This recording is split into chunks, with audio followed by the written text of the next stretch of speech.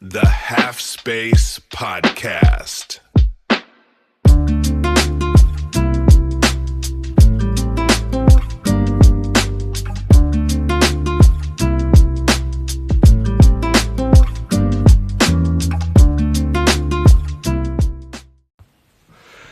Right, we're back.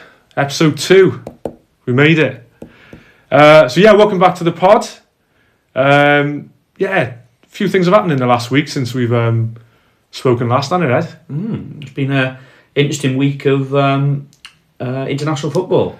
A lot of heartbreak. Yeah, a lot of heartbreak. Especially for us. Yeah, not great. Anyway, so this week we're going to dive straight into the chaos, to the heartbreak, to the farewells, and everything in between, really. So we've got the end of is 44 days at Spurs an era? No, you can't call it. No, it's not an era, no. No. We can call Mo Salah leaving Liverpool and the end of an era, though, can't we? Yeah, legend. So we got Tudor leaving Spurs, Salah leaving Liverpool, when you corrected me, after 9 years at the club. Thanks for correcting me earlier. Off air, of course. I've never made a fool of myself on air. And then the international break.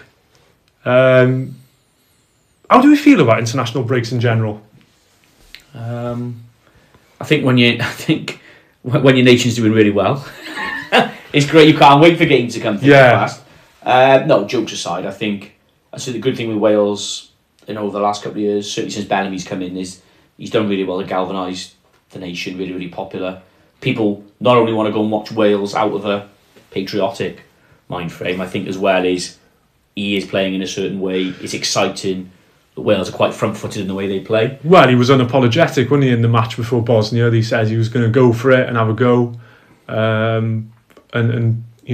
think that's great. I love that. But yeah, we'll get into it in a bit, won't we? But I guess it depends on where we are as a nation. Yeah. International break.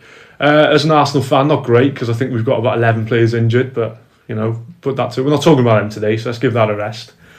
But no, plenty of games. We had obviously Wales, Bosnia, Northern Ireland, played against Italy, Republic of Ireland then against Czechia, and then obviously the friendlies with England and Uruguay, and Scotland against Japan. Obviously the friendlies there, the home nations. We might have a look at some of the other nations around the world, but those are the mains we'll be checking today.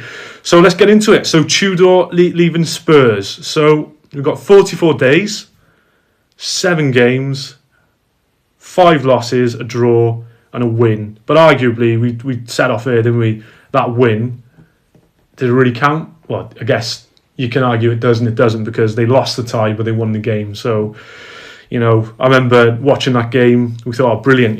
Maybe they can turn this around. Yeah. What's going on? What do we think? I think we spoke a bit about it last week. Again, when you don't want to see anyone lose their job, especially a caretaker lose their job, but obviously he's been in difficult circumstances, with personal circumstances. Maybe that's dictated him going after obviously the bereavement of his father last week, which is obviously bound to have an impact on him, isn't it? When he's doing his day job. Obviously he looks a tough man, very resilient man, but that's bound to have an impact on it. It's been a bit of a farce, isn't it? Really, when you look at it, it hasn't worked at all. To sack a caretaker manager who was into the end of the season is, you look at the Spurs hierarchy, he's got to take massive criticism.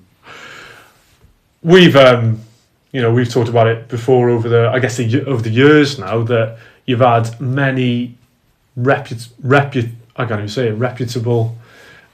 coaches, managers coming into Spurs, who've won things, who've done things in the game, and it just, who have we got? Conte, Mourinho, just to name 2 serial winners. You look at Frank. Look how high. Okay, you're not really a winner in terms of trophies, apart from the playoffs, as he won with Brentford. But I think you look at, his stock was so high taking the job.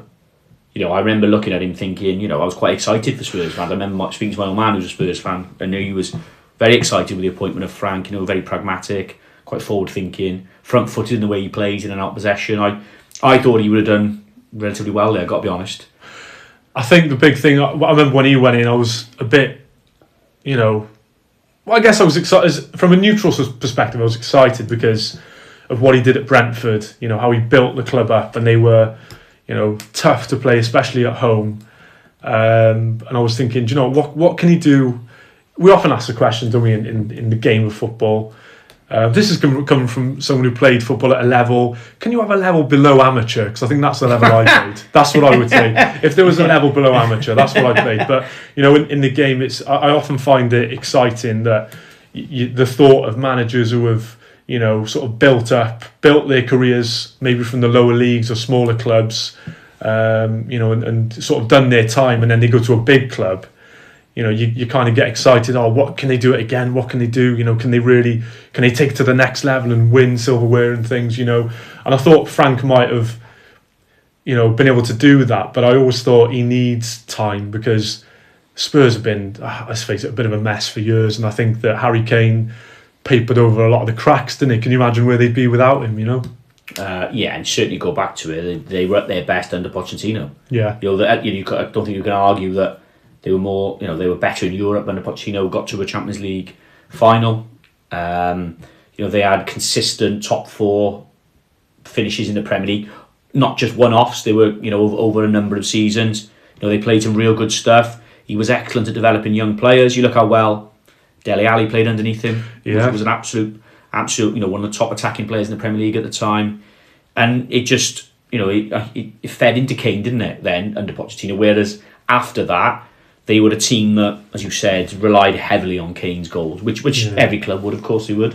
But yeah, in terms of really, really strange, it must be something down to the culture, because you look at Spurs, you look at Brentford, and Frank succeeded at Brentford where there's less expectation, less pressure. You look, one thing Brentford are renowned for is having a good hierarchy. Look at Matthew Benham in there, sporting director, almost a money ball, analytical way they run the club. Because we talked about this, didn't we? That they have a B team instead of an academy, wasn't it? Under 21s, yeah. So they run almost like a Cat 4 academy where you have under 18 and 20 B team, under 18s B team, and you look at a lot of those players who play in the B team at Brentford would have gone and played at other academies before, but so they won't be really paying for recruiting players in terms of some of the players that maybe been released from other clubs, Cat 1 club, etc. But also some of them might have had a little bit of senior experience before going into the B team, which does help, rather than being, say, an under 21 player that your first loan might come when you're, say, 19, 20. In terms of they got a little bit more, maybe a little bit more well-rounded. They might have had a taste of senior football elsewhere before going into the B team at Brentford. So, we'll get our teeth into that now, because we've already hinted at the running of Spurs. Obviously, Daniel Levy was there for a long, long time. Obviously, I think from a business perspective, with the new stadium, which is fantastic, and it's a great stadium, and I think they're in something like 30 events a year they hold outside of football. It might be 30 or 31, isn't it? And I think from a business perspective, Spurs are fantastic from that sense. But obviously, you support a team because of how they play, what they win, where they finish, how they entertain you. You don't support Spurs because, do you know what? I love their business model. Let me have a look at this spreadsheet. It's not about that, is it? And I think when we look at the Tudor, so we look at I guess we can't look at Tudor without looking at Frank. And we looked at Frank. I thought Frank was a good appointment initially. Well, do you know what? I still think he was. I just think it just seems like I said earlier, that so many managers have gone in and failed. There's got to be something structurally wrong with the club, and I think that what Ralph Rangnick said about Manchester United years ago, and he said they need open surgery of the heart. They need open heart surgery to really have a look at themselves, how things are run, what can they change. And obviously, we don't have a clue how that club is run, what goes on behind closed doors, but clearly something's wrong, isn't it? Because how well did Frank do at Brentford? How well has Conte done at Chelsea and all the other clubs he's managed? Mourinho, just to name 3. And obviously the Nuno signing was a bit like Frank. I think they should have given him time. So when you get a manager like Frank in, and you give him time, why do you end up sacking? Why? And then this is football, innit? They need results yesterday. Yeah, and fans pressure, not so much press pressure, but almost fans pressure. Really, you can't ignore it for so long, can't you? It's that old vote of confidence, isn't it? you get your vote of confidence, and then all of a sudden, yeah, great, and then you don't win in the next 2 or 3 weeks. You lose 3 on a bounce, 4 on a spin, and eventually pressure becomes untenable, and eventually the club almost think, well, we have to act, because I suppose from the outside looking in as a supporter, for a club, if you keep losing every week or most weeks, and you don't sack the manager, you can't not do anything about it. Whereas I think it's looked as, well, okay, we'll sack the manager. That's that's maybe the narrative trying to tell the general public or the supporters, well, look, we have done something. And it buys them a couple of weeks, or it buys the owners or the chairman or the leadership group upstairs with a bit more time and a bit more breathing space, because we have acted. And sometimes you've got to break the cycle. And sometimes, a fresh face, will bring in different things, maybe go back to basics, a change of ideas. But they didn't have a new manager bounce with Tudor. No, which is really strange. And we spoke about last week, again, to go in as a caretaker for an extended period of time. You're not just in there, he wasn't just appointed until they found a manager. Someone who brought in externally who was out of work, for him to go in there till the end of the season and last, 7 games. Now, maybe circumstances outside of football have driven that because of what's happening with his family and his father. But again, I found it a really, really strange appointment without the connection with the club. So what we wanted to ask, wasn't it? Was he the right choice? I think we've answered that, no.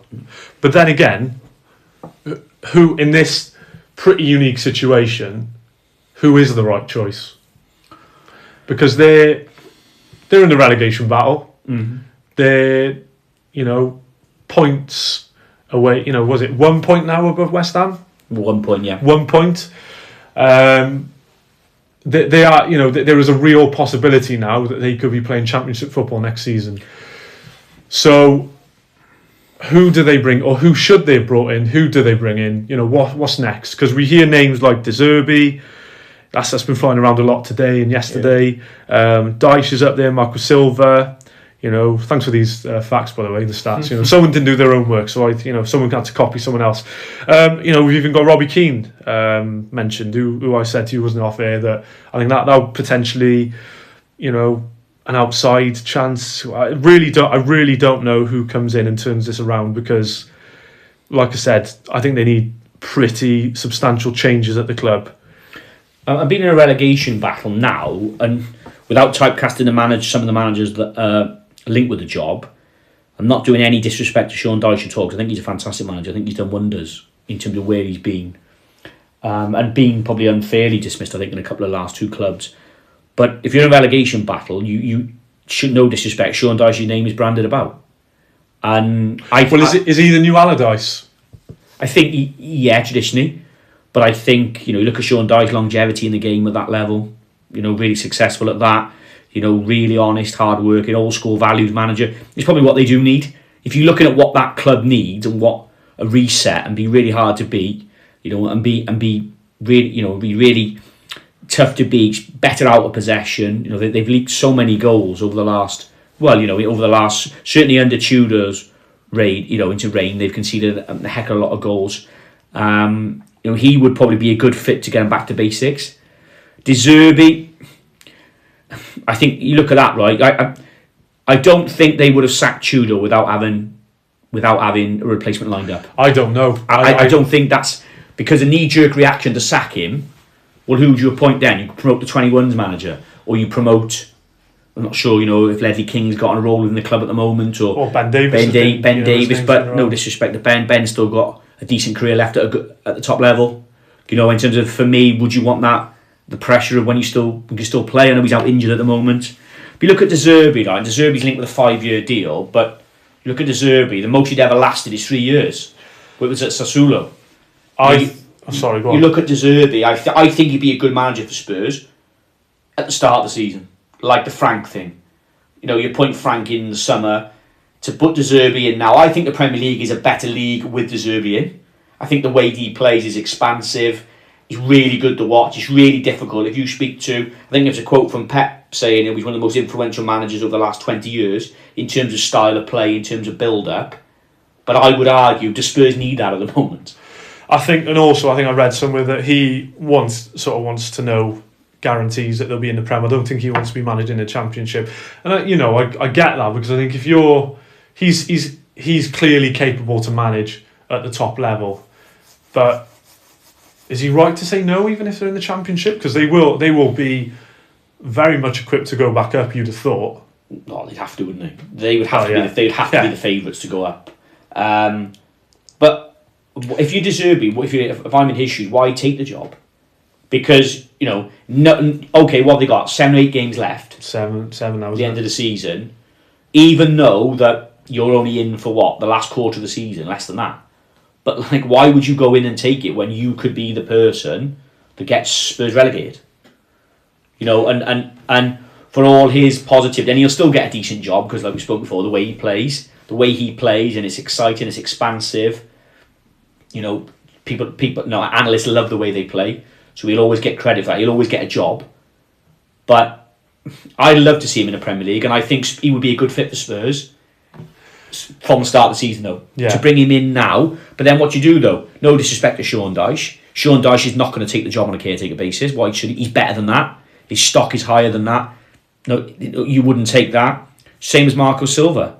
I find it really hard. You're going to get a manager out of their current contract to take that job and say, yeah, do you know what? You've got to keep us up first. And I think Fulham have got their eyes on Europe. I know they're a bit off it at the moment, but I think if they can put a run together, because I've been really impressed by Fulham this year, and I think they've had a couple of results I'll be disappointed with.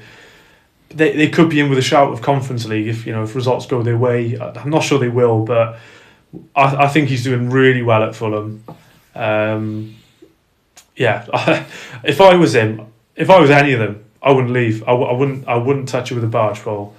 But the only thing saying that from a manager's perspective, the ego of the manager might say, I'm the one, I can turn it around. Yeah. Do you know what I mean? Whether everything's against you, whether as many red flags in the world as you can have, there'll be a little bit of the ego of De Zerbi, not De Zerbi, but managers that are linked with a job. If they get offered that job, I think for me, the ego takes over and you go, do you know what? I'm the one, I can keep him up in this league. I'm not saying De Zerbi can't go and play a little bit more defence-minded football. I just think the way he plays and the style he wants to implement, you're going to need a full pre-season to get that out. Yeah. For how expansive they are. For me, they're probably the best team his teams are probably the best I've seen in build-up play. The way they build with the back four and the 2 deep liers, that build-up, I think, really, really hard to play against. I think teams have struggled to play against it. But for me, though, to implement that straight away with 7 games to go, it's not happening. It's a huge risk. Yeah, it's not happening. So, we haven't really answered the question, have we? Who's next? I mean, yeah, I think realistically, I think it's going to be an underwhelming appointment because I just think it's just such a mess, isn't it? Should we move on to obviously slightly sad news for the league, but I guess a celebration of what's been a fantastic career at Liverpool for Mo Salah, the Egyptian king. I think the king is. I think that is an apt title for him. I think he has to be the best African player of all time. Yeah. For me, anyway. In terms of you look at, I don't think there's anyone that's achieved in terms of stats. Well, you might have. You'll certainly have maybe Drogba, Eto'o, a couple of African players that maybe have won more collective honours. George Weah back in the 90s. Obviously, he was. He was Ballon d'Or, wasn't he, in the 90s when he won that at AC Milan. But for me, I think in terms of individual quality and individual numbers and stats and achievements, and I was a bit mesmerised when I saw some of his records. I think he has to go down as the best African player of all time. For me, anyway. Certainly in our era, I don't think there's anyone that's achieved individually what he's achieved. And the good thing for Salah's perspective is not only does he leave Liverpool in the Premier League with unbelievable individual statistics, to win 2 Premier Leagues. He won an FA Cup, a League Cup, World Club Championships, Champions League, lost in quite a few finals, but you're just glad for him and that he's got major honours to his name alongside individual honours as well. Where does he rank in terms of the best Premier League players of all time? Because we looked, didn't we? 323 appearances, 191 goals, and you reminded me 2 for Chelsea. We'll get on to that in a minute. 93 assists, do we say? Yep. So where does he rank? I'd put him third, behind Henry and Ronaldo. Oh, wow. That's a tough one, that, isn't it? I love how I ask you a question and I answer it. Because for me, immediately my first thought is he gets into the Premier League team of so far, the best players in the Premier League. Yeah. But then I'm thinking, once you just mentioned Ronaldo and Henry, the youth of today probably put him at number one, wouldn't they? yeah, and if you watch football for the last 10, 15 years, you would do. You certainly would do. I think it's tough, that, isn't it? Because where does he get in that front three ahead of Rooney, Ronaldo? Well, is Rooney ahead of him? Is Alan Shearer? I think ahead Rooney of him, would play a little bit deeper as a 10 role for me. But I'm just going on, not necessarily. I know I mentioned Shearer, that's goals, but maybe not necessarily on goals and assists and things. But I guess you could consider that. Has to be. Yeah? For me, it has to be. I was going to say effect on the league as well. Yeah, I think, and you're right there. And you spoke to someone in work actually the other day, that the effect he's had not only on the nation of Africa, he's been a massive advocate of Islamism, isn't he? In terms of he's had a massive impact on. They call him the fourth pyramid, don't they? Do they? He's such a massive impact on the Egyptian African culture, but also in terms of, you look at, I think he's been massive at driving, in terms of the religion of Islam, isn't it? In terms of, massively advocate, there's been big articles and good coverage of him during Ramadan and fasting, etc. And those numbers, and he's always someone. You look at how robust he is. You look how many games he's played. He's very really out the team, isn't he? Is the only stain on his career, if it is a stain, that's probably quite a harsh word actually, the falling out or the fallout from the slot saga in December time, when he said that he felt like he'd been thrown under the bus. Is that even anything, or was it all blown out of proportion? I think, because I just thought you mentioned role model and sort of things like that. I don't think that helped, and I don't think you look at last year, the contract saga dragging on and on and on didn't help. But then arguably last year was his best season. When you look at you look at last year, he had 47 goal involvements, more than any other one in the Premier League history, for a single season. That the closest to that was Ronaldo and Haaland, and not Ronaldo, Henry and Haaland at 44. So to do that last year under all that scrutiny, the new contract, it's a little bit of a taint. I think the timing's really good to leave now for him and the club. I think because him leaving now so close to that December fallout, 2-3 months, I think that kind of smooths the narrative quicker. And in terms of him leaving, I do think they had a good spell when he was at the African Cup of Nations. I think he probably looked at Wirtz, probably looked a better player when Salah went. I think it just allows. I think they have to stick with Slot, because I think if Salah goes now, and with the influence of Ekitike coming in and Wirtz and Slot playing, the team now is going to be built around Slot's players he recruited himself. So I think they have to give him another season personally to try and get. I know we've gone off a little bit of a tangent here, but I think for me, we might see the benefits of Slot's players next season when the team will be built more around them rather than him. I think it'll be built around Szoboszlai, personally. Yeah, I think he is their leader now, isn't it? Because Van Dijk is getting on a bit. Was he 34? Getting on a bit. But in playing terms, isn't it? He's probably past his best, and Salah looks like he's past his best. So would you put him at third behind Ronaldo and Henry?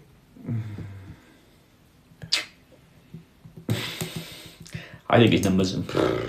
It's hard, isn't it? Because you look at Ronaldo's career. In terms of he's had a better career than Salah, of course he has. You look at longevity as well. If we look at just Premier League career, he goes in at. He's in the top 3 for me. But then for me, Shearer's in the top 3. I think you have to. I think he's the top scorer in the Premier League. Probably Ronaldo. I think Ronaldo's had a better career, and Ronaldo's a better career than any of those players. But you look at it, for me, in terms of Premier League impact, numbers, what he's achieved, in a team that when he came in weren't world beaters. In terms of he hasn't come in to sign for a club that was already flying. He came in, and let's be fair, he was a big part of Klopp building that dynasty, wasn't he, at Liverpool? And you look at Salah, Mane, Firmino, Salah. He was probably the first one, wasn't he, at that real signing where you thought, okay. You think they only paid like 38 million for him. To consider what he's achieved. Bargain. It's an absolute steal, isn't it, really, in this day and age. And for me, you know, the fact that he's created more chances than any other Premier League player since June 2017, I think tips it for me. He would get in my all-time Premier League front three. He's good, and he does his research, unlike some people. So where does he go next? It's going to be, I think he'll play. I listened to a really interesting, it was a good, people talking about Henry Winter and Christian Perzo talking about him this last week, about in terms of the timing is important for him, I think, to go. He's still 33. You know, you look at probably, you know, I don't want to speak about money, but you know, he's probably on about 300,000 a week. He's probably going to want that deal close to that. If you're looking at it, where does he go in Europe that maybe accommodates that? It's going to be difficult, isn't it, really? I think, for me, the natural would be out to the Middle East. They talk about Al Ittihad, and I think that would be natural. A couple of years out there. You know, he would be a superstar out there, wouldn't he? You look at the influence African out there.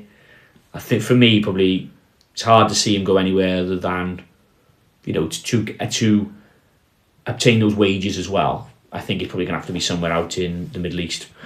Yeah, I can't see him playing in the MLS. I think you tend to go, you know, players tend to go when they're a bit older than they. What's Griezmann, 35, 36, 35, and he's gone. So I think, was he 33, Salah? I still think he's got a year or two, hasn't he? Yeah. You know, I think he still could play in Europe. You know, he could surprise us. He could go. I genuinely don't know, Serie A maybe. You know, I don't know where. You know, he's played for Roma and Fiorentina before. Yeah. Could he go back to Serie A? I don't know. Who would Napoli have been taking on a couple of the older players recently? So it's interesting to see now his evolution. Will he stay? You look at he's played as a right winger, isn't he, for Liverpool all the way through. Played a couple of games as centre forward last year, and this year. But be interesting to see now. Does he stay as a right winger, almost like the Ronaldo evolution, really, or does he move his way inside and play as a striker? Because you look at his... Well, number 10? Possibly False number 9? 10. Yeah. For me, I think he's more of a striker profile than a 10. He's still got enough pace to run off the shoulder. Maybe not as explosive as he was maybe a year or so ago. But I think it'd be interesting to see now, does he stay as a right winger? Or does he end up as a centre forward? I think he might end up as a centre forward in a year or so. You look at his technique and his finishing, you look at his numbers. His numbers are outstanding. You look at those, you know, not just the goals, not only to get 191 goals, but 93 assists. You know, cutting inside, didn't play through the middle really for any length of time at all, bar the odd game. Coming inside off the right, and you know, I think you look at him now. He's the type of player that you want to preserve his energy. If he continues to play right hand side, he's gonna have to do a lot of back defending, isn't he? Yeah, and he's coming to some criticism for that, hasn't he? You know, I remember Carragher sort of saying that he stays up top and doesn't really do any defensive work. And you know, do you have room for that in a team that potentially is underperforming? Do you have room for that in any team? I think you said that's maximised. That's maximised because they're not doing as well. Yeah. You know, you look at him when he played under Klopp. Jurgen Klopp. When he played under Klopp, obviously they pressed a bit different to how they press now, where he would have the two wingers jumping really high, Mane and Salah, to press him out to in, and it was Firmino that would drop in, because Firmino was probably a better presser or more defensive minded than Salah. That front three was annoyingly fantastic. They had everything, didn't it? You had a striker that was comfortable dropping in, and you had two wide wingers that played opposite foot to the side of the pitch they played on, and they were just so good at cutting inside. And I mean, I remember they were the best team I ever saw in transition under Klopp, where they win on the edge of their box, and within bang, bang, bang, 2-3 passes or 2 or 3 different explosive movements, they were in your box. And you're looking at that, and for me, Klopp got the best out, because Klopp probably thought, I don't really want him back defending too far, because I want him high up the pitch as a release point when we win the ball in transition. But also, how can I preserve his energy and his sprints and his accels and decels by keeping him high up the pitch? And okay, Firmino probably had to do more work out of possession, but also in that regard, you look at the difference. I think now Liverpool's midfield was extremely robust under Klopp, where they could cover the width of the pitch a bit better than they do now. Well, Henderson was I thought Henderson was unbelievable in it. Athlete, you know. Yeah. a proper engine, and a great leader as well, wasn't he? Oh, fantastic. You look at him, he still gets in England. Glad to see him doing well at Brentford still. I was surprised that he came back to the Prem. I thought, maybe naively, or I don't know, that his sort of days in the Prem were numbered, but no, he doesn't look out of place, does he? Look at him, he ticks every box, doesn't he? Hard-working, disciplined, can run, physically 6 foot plus. So, he ticks all the boxes for me in terms of got experience. He's a winner, a good leader. But going back to what you're saying then with it's, I get what Carragher's saying, and the analysis is maximised now because they're not winning every week. Yeah. And slot press is slightly different into the way Klopp did, more of a hybrid press with that 4-2-4 like City last week, or they go into a bit of a 4-4-2. Can you explain the 4-2-4 for potentially listeners who don't know what that means? So what that would be is so that you jump, one of the attacking midfielders would jump in line with your striker number 9, because Liverpool on paper will play a 4-2-3-1 or a 4-2. So that's a traditional back four. Is that 2 holding midfielders? Yeah. You'd have 2 wingers and a 10. Would that be attacking midfielder 10, and then a striker. And the striker number 9 through the middle. So a 4-2-4 would be traditional back 4. Yeah. Would that be 2 holding midfielders then? 2 holding midfielders. And then you'd have 2 wingers and 2. So you'd have 2 centre forwards, or you'd have a 10 and you'd have the 10 the 10 jumped in line with the striker, the 9, and then the wingers, they kind of narrow off a bit, so they don't go and press and engage right away up the pitch. They kind of allow you to have it, and then they, in technical terms, it's almost like a hybrid pressing, because you're half getting pressure on the ball, but you're half stopping the passes inside, and it's about then being quite narrow and compact, stopping them playing into the opposition midfielders. When the ball does go to the full-back, if the opposition player back 4, winger will go and press the full-back, conventionally, and then they just slide across. But also, if you do win it, you get your front 4 then should be inside the width of the opponent's shape to try and attack quickly if you can. But it's just that one of, you don't get immediate pressure on the ball, maybe from build-up, but also you keep yourself, that front 4, quite narrow and compact, and it stops passes going into, like City did it last week. They stopped the passing into Rice and Zubimendi by dropping the front 2 a little bit and the wingers a little bit deeper. Thanks for reminding me about that. So, we've got a bit of time. Who do we think is going to be Arne Slot's successor? Who do you think Arne Slot is going to look at as Salah's successor? Yan Diomande has been his name has been doing the rounds on social media. For me, it's going to be interesting in terms of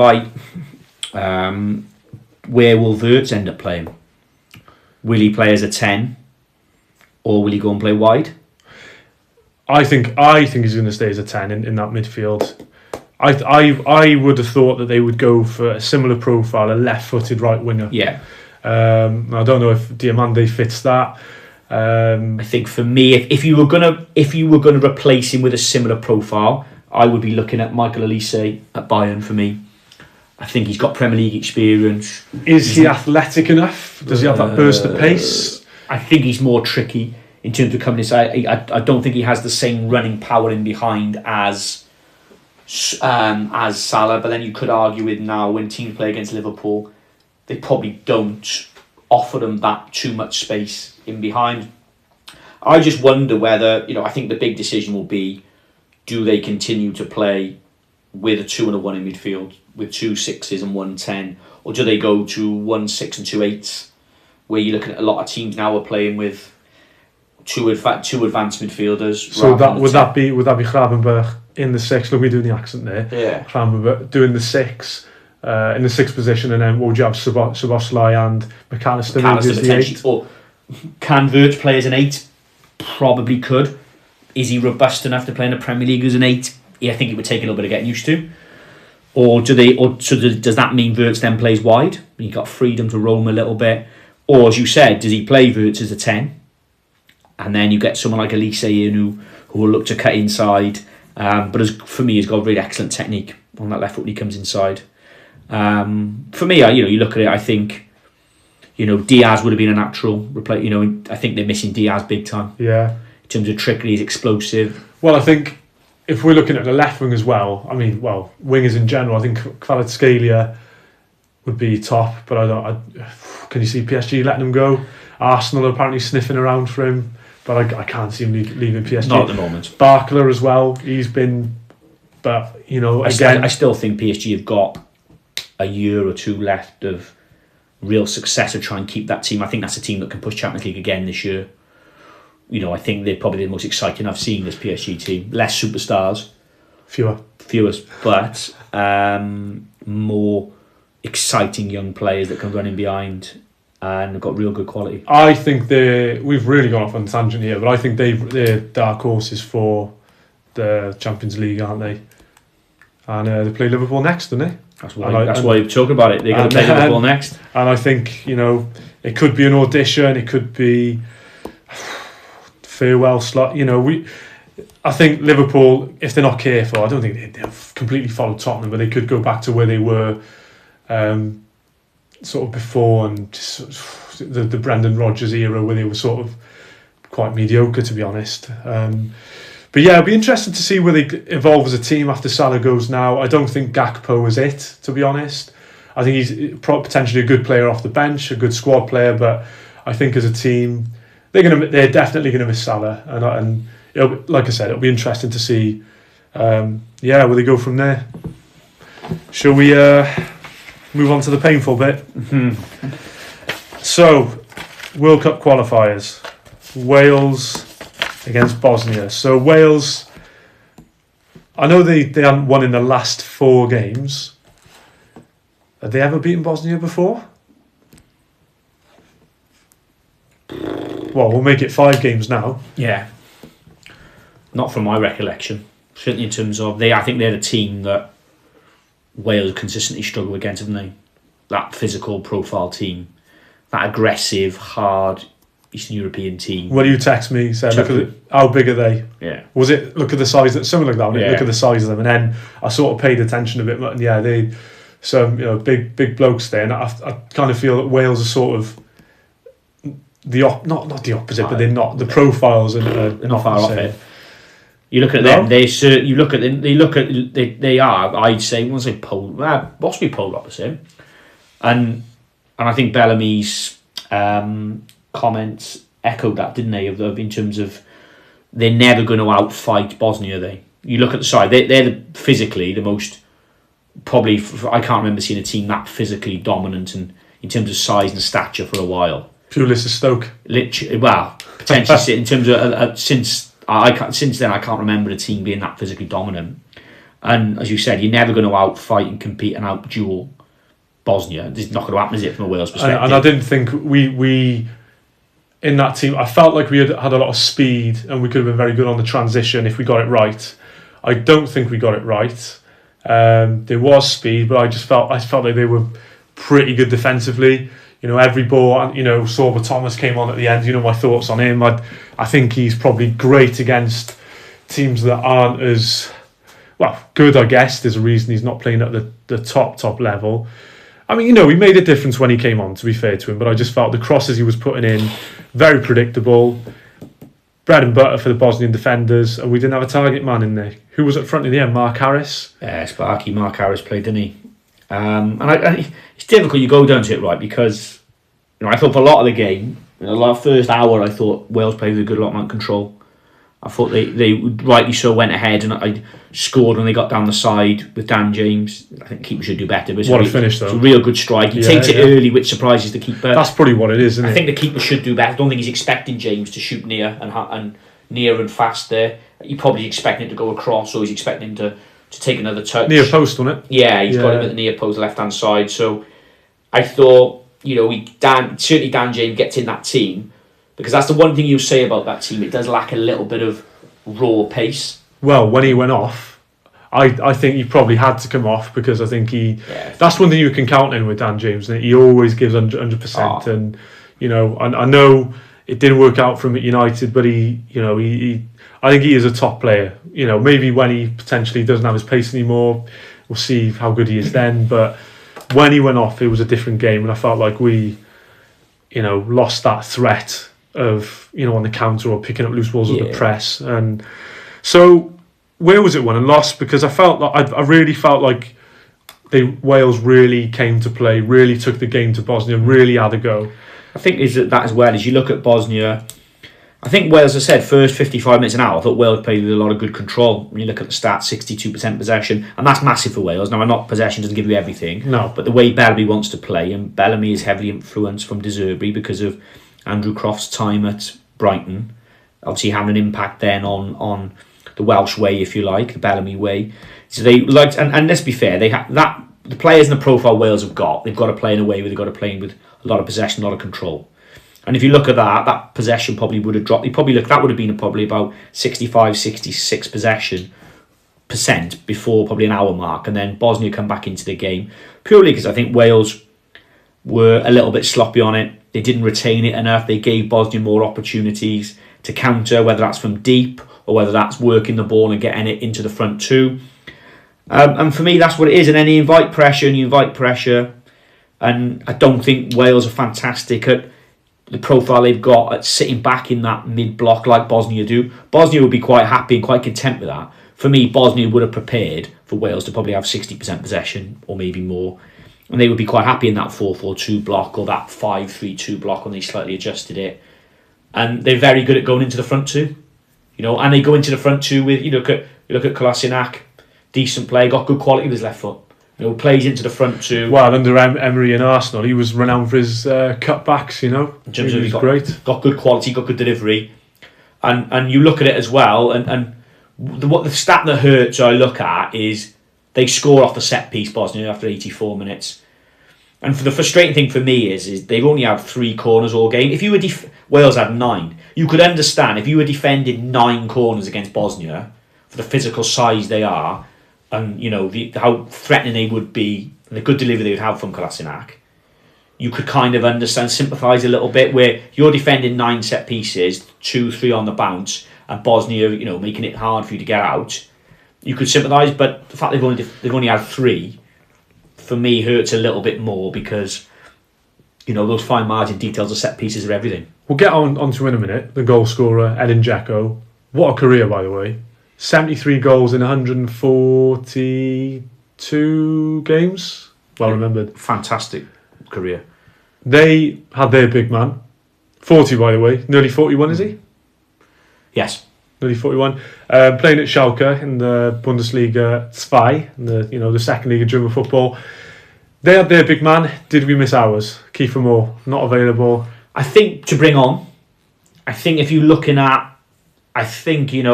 Bosnia would probably be quite happy defending up against, because with clarity, with Kiefer Moore what's going to happen. The ball's going to go wide and it's going to be crossed into the box. The ball's going to go into him and he's going to hold it up and you're going to be aggressive from behind. I think we did second half when they went into a back 5, Bosnia, and Wales had a lot of ball on the outsides of Bosnia, especially in extra time, where I thought, to Wales' credit, they gained control well and they pinned Bosnia in. I don't think Bosnia really probably were going to score in added time. I think it was, Wales were the team that were going to get it, but they still looked relatively comfortable apart from that one chance where Johnson helps it back across. Probably missed him there because he is a threat. Yeah. I think Bellamy's rationale was, if you look at it, he played, didn't he? If you look at the team, he played, didn't he, with obviously David Brooks as a centre forward. I got a lot of time for David Brooks. Plays with both feet. And I think he found a good way to get the 3 similar profiles into the team. And I think with that as well I think the rationale, I know Bellamy's spoken about it previously, when they play in teams that are quite physical and they're quite bigger profile than Wales, he likes to sometimes play with 3 number 10s because he had Ampadu as the 6 as the holder, he had Jordan James and Harry Wilson was great again, Ampadu. as the 2 8s, and then you almost put you drop Brooks into the pocket like he can play. You've almost got 3 number 10s because behind the lines, playing in the shadow, if you like, in behind Bosnia's midfield, but which should allow then James and Johnson to maybe try and get in behind. I think that would be the rationale of playing of Brooks in there, because when you look at the team, your first thought is, okay, Kiefer's not available. Do you play Brennan Johnson through the middle? But I certainly think he put Brooks there because he wanted to try and get 3 number 10s in the team. I was really disappointed by Brennan Johnson. Obviously the penalty miss is going to put the magnifying glass on him and attract more criticism maybe than he deserved. But I just thought he was anonymous. I felt he was a bit lightweight. Yeah, he didn't have his greatest game. I thought, you look a year ago, he's probably Wales' most probably effective player a year ago. He was record when he was, and I know obviously sometimes they played as a 3-5-2. I think he's quite one-dimensional, and I don't think that helps. In what way? I don't think he can play. Personally, well, he's a right winger. He's played mostly his career as a right winger, hasn't he?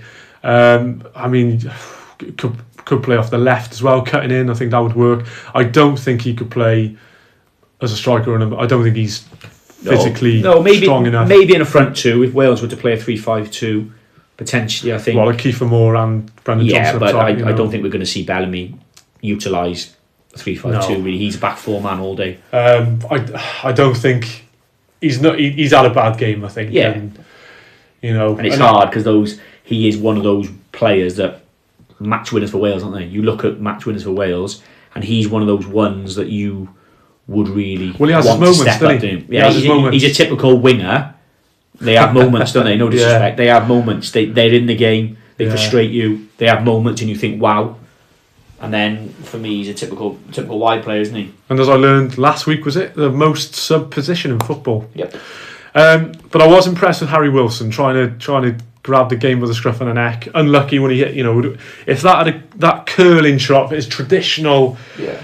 He's getting a bit famous for that curling shot of his, isn't he? From left-footed, outside the box or just inside the box. If that had just crept in, different game. But I was really impressed with him. I did think he ran out of steam towards the end.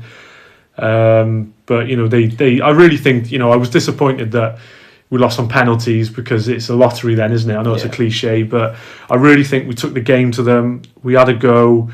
They were unlucky not to score more because Demirovic had a couple of chances, didn't he? Inches and whatever. But yeah, it'd be disappointing to lose on penalties, and it's just down to nerves then, isn't it? It's really hard because you look at the way both teams play, and as I said, there's no right or wrong way, is there?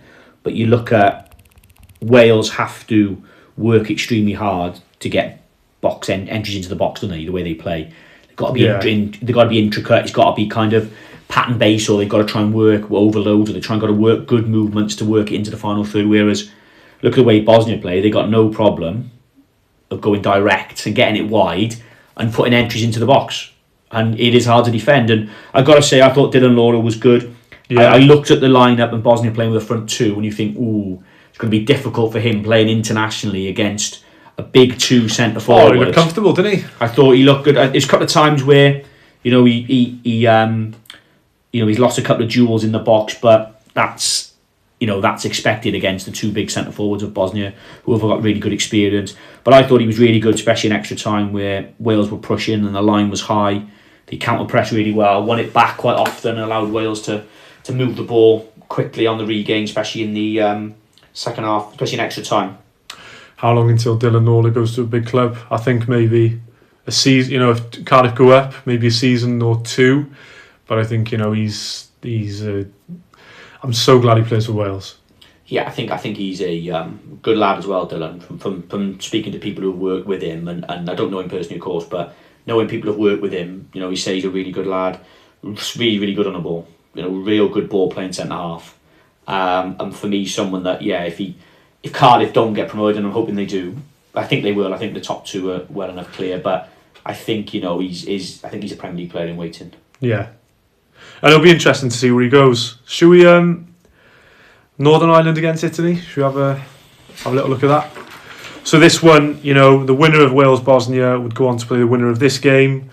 I think, if we're being honest, Italy were the favourites. They were playing at home.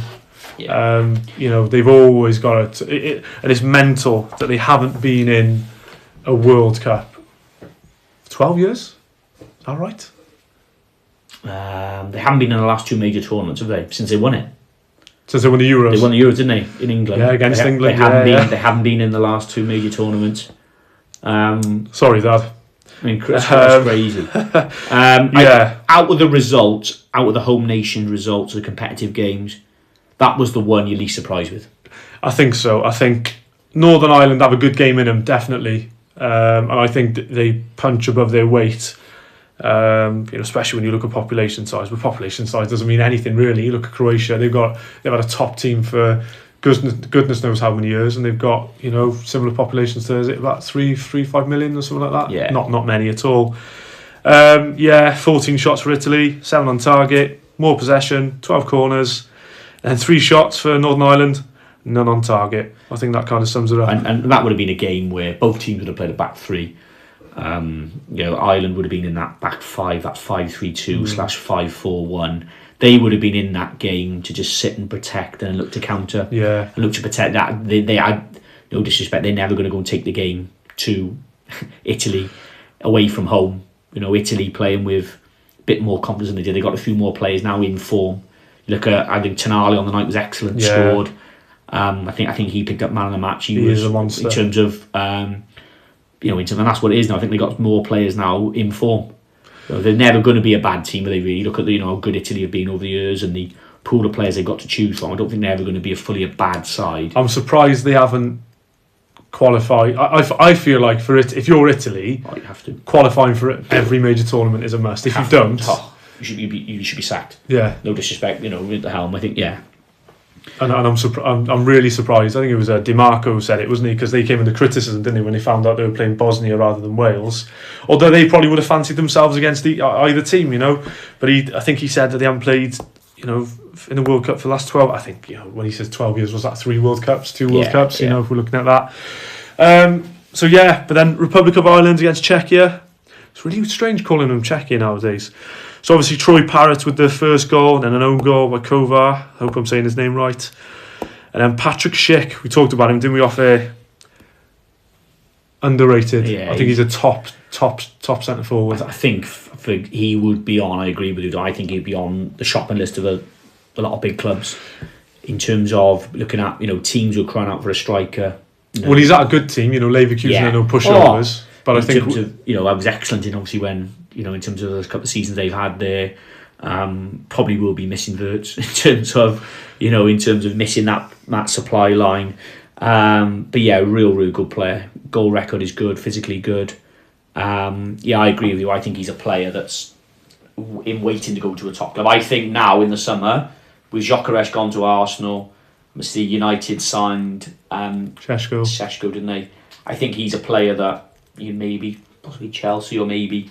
I think there'd be a club looking at him as their out and out number 9. I'll be honest, I'm surprised Arsenal went for Gyökeres rather than. Obviously, like I said, I played it. If there's a level below amateur, that's what I played at. But I think that if I'm Arsenal, I would have looked at someone like him over Gyökeres purely on the level of the Portuguese league. I think the top 3 teams, Sporting, Porto, and Benfica. I could put Braga in there maybe, but they're good teams in their own right. But I think that once you drop off, you look at the rest of the league, it's not great. And I'm surprised they went for Gyökeres over Schick. But I think Schick, I wouldn't be surprised if he stays at Leverkusen because they're still a top team in the Bundesliga. Give Arsenal a game at home, didn't they? But and obviously then, they lost some penalties as well. So not great news there. Troy Parrott, by the way, another striker who potentially going to get maybe not a big move, but a move to a bigger club, formerly at Tottenham, if my memory serves me correct. Yeah. But obviously, present day playing for AZ Alkmaar.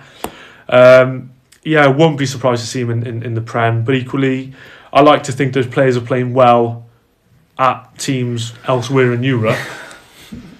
Wouldn't you stay? It depends who comes knocking, really. I think it's that short career. It's a short career, not just financially, but I think you look at natural progression for him. If he can get a Premier League move in the next move, brilliant. But you'd like to think maybe go and get a Bundesliga move, almost like a step closer. Go and get a Bundesliga play over the border. Look at go and play consistently. A couple of English players that have done well over the border, especially playing in whether it's on loan or whether that's permanently in England, in Germany. Sorry, I think for me, go and get a move in the Bundesliga if you can. Have a couple of good years there, and then the pinnacle. Can you try and get a Premier League move? I sound like Joe Devine now. What other Irish players have played in the Bundesliga? Now you're asking. That is the question. I want to say, did Aidan McGeady play in there? I know he went to Spartak Moscow. I remember, yeah, I remember thinking that was a bizarre move to Spartak Moscow. Yeah. Do you know what? I couldn't tell you. We'd be no good in the quiz, would we? No. That is a question. Should we get out of this hole we've dug ourselves and have a look at Scotland against Japan? Yeah. And then we'll get on to England, Uruguay. Scotland lost 1-0 to Japan. I think Japan I don't think they're... I don't know about taken seriously, but I think they are underrated because I feel like, and it could be recency bias, but I feel like tournament after tournament, they prove that you don't necessarily need big names to be a cracking team, but they always seem to pull together in the right direction, and they always seem to have some incredible results, and all obviously unquestionable work ethic. But playing away against Scotland, I think it's going to be. I think it might be a difficult World Cup for Scotland. Yeah, I think for them is and Steve Clarke's done a wonderful job there. Massively. And someone who was a fantastic coach, fantastic assistant coach, assistant manager for years, who maybe didn't really succeed in his first couple of managerial spells, but who've gone to Scotland and found, a bit like Chris Coleman, found a formula, galvanised the nation, made them hard to beat. Well, it's about timing and the environment as well, I think. Yes. And potentially luck, but I guess a culmination of the three. But with Steve Clarke as the manager, they'll be well drilled, they'll be well coached, they'll be hard to beat. Because no disrespect, Scotland are a team that they're going to predominantly have played a 4-2-3-1, or they have played a back three at times, but they're going to be hard to beat. Physically quite a big side. I was looking at a stat that they've only created more chances or more expected goals than their opponents twice in open play since the Euros. So that tells you that they're not really an expansive, creative, free-flowing kind of team. They're a team probably that hard to beat defensively, will rely a lot on set pieces. In terms of, you look at that, you got McTominay in there, Charlie Dykes, in terms of big centre forward at Charlton, back line, physically good. I've been quite impressed with Ferguson, the centre midfielder, who's playing at Bologna, done really well for them. McGinn obviously plays a little bit further forward, but I think played off the right against Japan.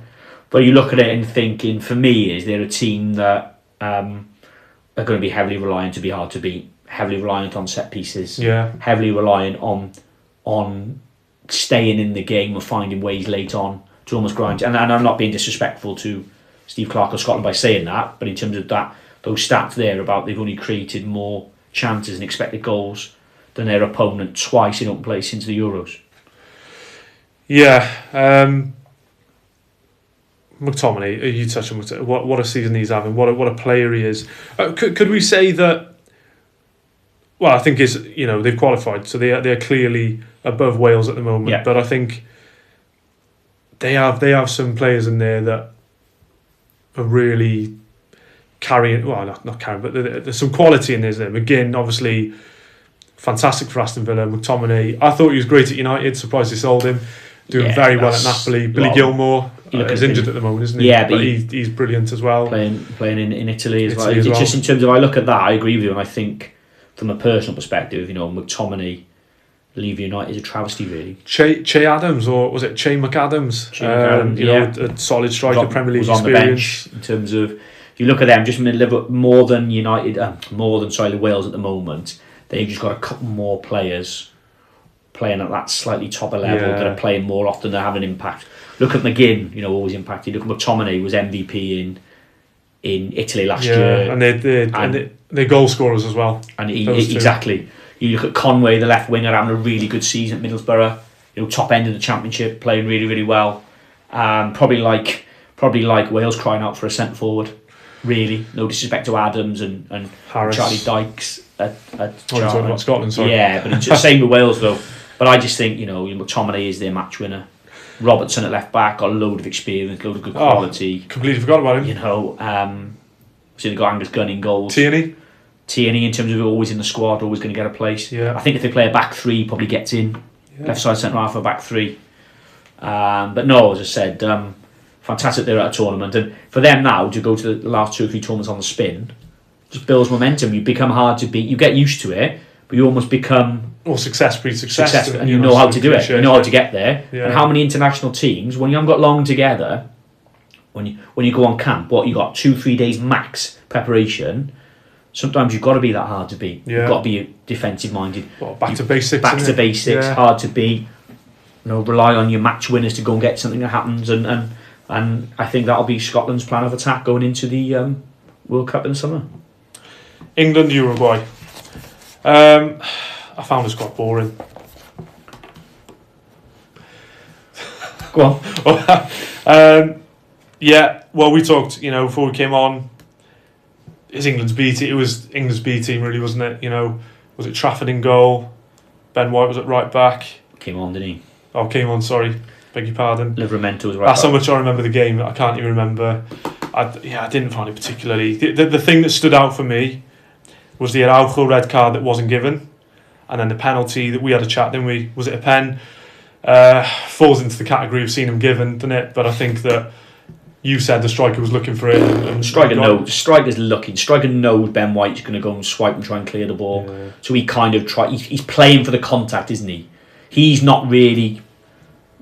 He is competing for the ball, but he's not really knows that he's probably not going to win it. So he kind of plays for it, doesn't he? Yeah. He's waiting for the contact from Ben White, and there is contact. And you could say that Ben White gets a bit rash, a bit greedy, but.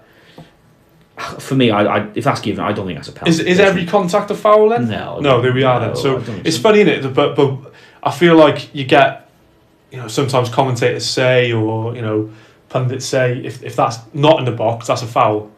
But because it's in the box, it's all of a sudden it becomes even more heavily scrutinised, or maybe refs are afraid to give a pen. I don't know. I guess that's a can of worms. If we haven't got time to discuss that, but. I thought Uruguay are always going to be a tough team to beat. I kind of feel like, and I felt like, and I'm not just saying it because Jimenez plays for Atletico, and obviously Godin used to play for them as well, just to name 2. But I always felt like Uruguay and Atletico were quite similar, defensively very hard to beat, tough team to play against. Yeah. When you're playing them, it's going to be a battle, and I think that now they've lost. Cavani's retired, I'm guessing. I didn't see him on the bench or anything, but he, and Forlan, 2010 World Cup. God, what a time to be alive! But Suarez, they don't have the goal, because I remember thinking they used to be solid at the back, and then they would just have threat up front. And I always thought like they were underdogs. They were not underdog, but underrated. I always thought they should be in the conversation for the latter stages of major tournaments. And I feel like potentially they might have lost that a little bit recently, but I still think from what I saw, they were still ready to really have a fight. I think it was probably certainly one of the most competitive friendlies I've seen in terms of intensity of a game. You look at, I think Uruguay made fewer subs as well. Usually, traditionally in those type of friendlies, you see wholesale change, don't they? And I think Tuchel said in his interview that Bielsa said they were going to treat it like a proper game. They weren't going to. It wasn't going to be making subs for the sake of subs. Are you surprised? No, but in terms of, but you look at a lot of friendlies, you'll be right. Certain minutes to prescribe certain minutes because of that's your agreement with your players, or that's the agreement with the clubs, or you look at the game. That is maybe bar Rashford, Foden potentially played as a little bit of an 8 role for England, but that's England's second team, isn't it? Yeah. You look at that team: Tomori, Maguire, 2 centre halves. First time they've been in England squads for the last 2.5 years. I think you've got to take Maguire for the experience and for the backup. I think that, and I think we've talked about this a lot, haven't we? That he's got a lot of hate over the years, hasn't he? And I don't think he's deserved it. I think he's a top professional, a good player, but I think maybe he's not. When you go for that price, was it 70 million from Leicester? When you go for that sort of price, I would say, you look at someone like Ben White, who is a great footballer, who can do a lot of things attacking and defending wise, and he's quite, and I feel at times that Ben White can have a bit of flair, not tons, but he can have a bit of flair. I don't think flair and Harry Maguire have ever gone in the same sentence. Maybe I remember there was an incident where I think it was in the Europa League where he sort of sent in a cross, and I think they scored. It was last season, and he sort of did their left back, and he crossed it in. I think he scored, and they played Lyon last year. Oh, he scored, yeah, in Europa League, and he scores in extra time. It's a really, really good finish. Yeah. So but going back to Maguire, I think United are certainly a better team with him in, and I've said that for a good number of years, where no matter who they've signed or the centre halves they've brought in, I do think United, and because he's Premier League ready, he's Premier League trust. Okay, he struggles to run him in. Paul Merson did a massive sing on him on Soccer Saturday, where the high line he's not quick, he can't run in behind, and that's true. But they're playing with someone who can. But you look at him and Martinez complement each other as good as any partnership in terms of one does other things really, really well, and the other's the opposite. Yeah, they both complement each other. But for me, I think I look at it, and I think what was difficult was because they were almost trying to set a little bit of traps. You look at, and you say it is quite boring games sometimes against England because England are so good in terms of they've got so many good players. Teams are never going to open up fully against them. Teams against Uruguay, and no disrespect to the level of opposition England have played over the last 2 years in the calendar year, in the Nations League and the qualifying, they wouldn't have played anyone of the standard really of Uruguay. And I thought England were far better. They were better than Uruguay. Probably should win the game by a couple of goals. They'll be frustrated, won't they? Yeah, they'll be frustrated. They won't. They won't let it get to them, but they'll be frustrated that they didn't. Yeah, it's a friendly. And they're used to winning loads of games, whether that's qualifying, Nations League, etc. competitively. I thought a couple of standouts. I thought Rashford was really good in the first half. He had, he looked real good, quick, direct. That run, wasn't it? Yeah, that run. When he's gone down the left-hand side and just ran on the outside. I got to say, I thought James Garner was excellent. I thought, and you talk about midfielders have left United. He's had a fantastic season at Everton, playing in midfield and as a right back. And you spoke about it last week about midfielders playing as full-backs. That profile. I thought he was very good, considering, in terms of, I think he topped the stats of everything in the first half in terms of forward passes, pass completion rate. He won 5 duels out of 5. He was really good. But as you said, as England fan, you'd be probably a bit disappointed that you haven't won. Yeah. But if you can go and play Uruguay, a nation that quality, with your second team, and be really quite comfortable and should win it, apart from the controversy at the end of the penalty and all right, you're taking England to 81 minutes to score, but for me, I thought they were a better team. Yeah. Any other business? Well, Roy Hodgson back to Bristol City. 44 years later, am I right? No, 1982. Yeah, 44 years. Quick maths. What a story! I'm surprised we didn't mention him in the caretaker segment. We spoke about Tudor. You look at it as well, though, and you alluded to it earlier, that you bring a caretaker in who's got connection with the club. Okay, he was there, 40 years ago, but there's a connection. Yeah. I mean, and so there's a little bit of a connection there to use. But also you've got to give him credit, Roy, and so many young managers and so many coaches come into the game. But to have that longevity in the game, you clearly have good managerial and good honest qualities. 50 years in the game, we worked out, didn't we? 25 different clubs. And say what you like him. And he's never going to be a permanent manager anywhere now at 78 for his own right. I don't think as an owner you can justify, really, no disrespect to Roy, appointing a 78-year-old manager on a 3-year deal.